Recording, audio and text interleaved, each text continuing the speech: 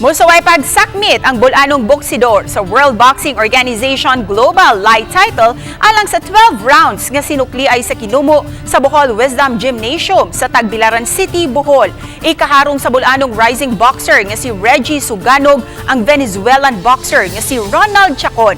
May pasalig si Chacon nga usa ka makalingaw ug di makalimtan nga Binukbukay ang masaksihan sa mga boxing fans sa ipahigayong World Boxing Organization kun WBO Global Light Flyweight Title. Samtang gipasalig ni Suganob 100% na siyang andam alang sa sinukliay sa mga kinumo ug mang-adlaw Sabado. Wa usab magpalupig si Chacon. Wala tamalo ka na, mas excited na kay mama na itong gipangita na kontra na kung asa ta masukod sa atong sa boxer. Minutes for ganar, right? Andamos con 10 y venimos a ganar. Saludos.